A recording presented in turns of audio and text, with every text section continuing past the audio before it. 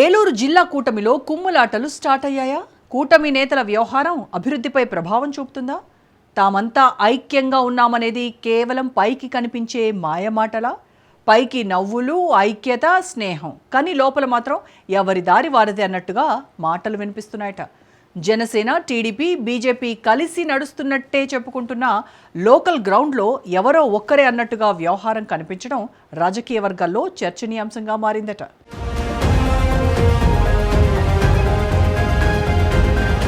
ఆంధ్రప్రదేశ్ రాజకీయాల్లో 2025వ సంవత్సరం ఒక సరికొత్త రాజకీయ నినాదానికి వేదికైంది.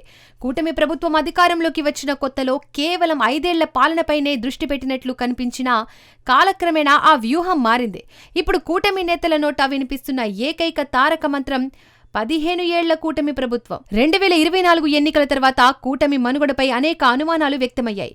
ముఖ్యంగా ప్రతిపక్ష వైసీపీ కూటమిలోని పార్టీల మధ్య విభేదాలు ఉన్నాయని, ఈ ప్రభుత్వం త్వరలోనే కుప్పకూలుతుందని విస్తృతంగా ప్రచారం చేసింది. క్షేత్రస్థాయిలో టీడీపీ మరియు జనసేన కార్యకర్తల మధ్య కొన్ని చోట్ల తలెత్తిన ఘర్షణలను వైసీపీ తనకు అనుకూలంగా మలుచుకుంది. అయితే ఆ తర్వాత జరుగుతున్న పరిణామాలతో కూటమి పార్టీల మధ్య సమన్వయం లేదనే చర్చ జోరుగా సాగుతోంది. 3 పార్టీల నేతల మధ్య అంతర్గతంగా విభేదాలు తారాస్థాయికి చేరుతున్నాయనే టాక్ నడుస్తోంది.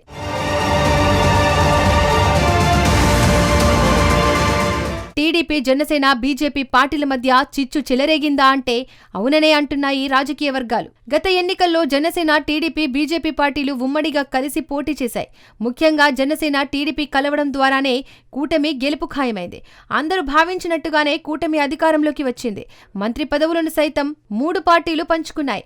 అంతా బాగానే ఉందనుకునే సమయంలో జనసేన, టీడీపీ, బీజేపీ పార్టీల మధ్య విభేదాలు మొదలయ్యాయనే టాక్ నడుస్తోంది. కేవలం పైకి కలిసి పనిచేస్తున్నాయనే సంకేతాలిస్తున్నా నేతల మధ్య మాత్రం విభేదాలున్నాయనే ప్రచారం జరుగుతోంది.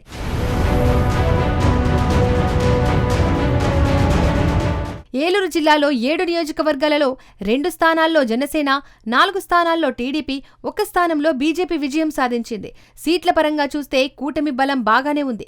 కానీ కూటమి అనే ముసుగు వేసుకున్నా లోపల మాత్రం ఎవరి దారి వారిదేనని చర్చ రాజకీయ వర్గాల్లో నడుస్తోంది. తామంతా ఐక్యంగా ఉన్నామనే సంకేతాలిస్తున్నా గ్రౌండ్ రియాలిటీ మాత్రం వేరేగా ఉందట.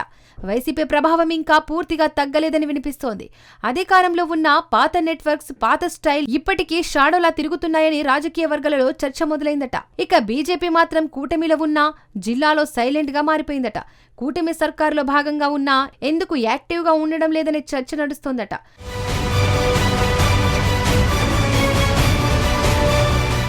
2024లో టికెట్ కోసం సవాళ్లు, భజనలు, తర్వాత కుర్చీ అందుకున్న అసలు కలవరం అప్పుడే మొదలైందట.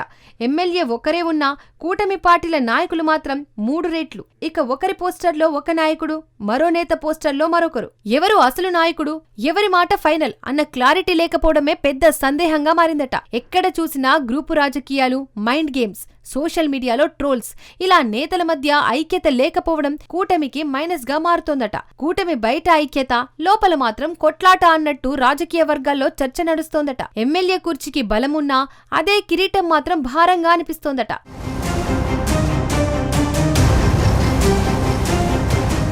ఏలూరు జిల్లాలో ఇదంతా ఒక్క నియోజకవర్గం కథ మాత్రమే కాదు, అన్ని నియోజకవర్గాలలో ఇదే పరిస్థితి కనిపిస్తోందట. ఎంపీ పుట్టా మహేష్ కుమార్ యాదవ్ జిల్లాలో బలంగా నిలబడలేకపోవడమే ఈ పరిస్థితికి కారణమని కొందరి అభిప్రాయం. అటు జిల్లా ఇన్ఛార్జ్ మంత్రి, జనసేన నేత నాదెండ్ల మనోహర్, టీడీపీ నేత ఎంపీ పుట్టా మహేష్ మధ్య సఖ్యతుందా లేక ఫార్మాలిటీనా అన్న సందేహాలు ప్రజల్లో వినిపిస్తున్నాయట. నిజంగా సఖ్యత ఉంటే గ్రౌండ్లో ఎందుకు ఇలా విభేదాలు కనిపిస్తున్నాయని కొందరు రాజకీయ విశ్లేషకులు ప్రశ్నిస్తున్నారట. మొత్తానికి ఏలూరు జిల్లా రాజకీయాలలో కూటమి అనే వంతెన పగుళ్లతో నడుస్తోందా లేక డబుల్ గేమ్ డైరెక్షన్లోనే ఉందా? కూటమిలో కుతకుతలతో వైసీపీకి లాభమవుతుందనే గుసగుసలు వినిపిస్తున్నాయి.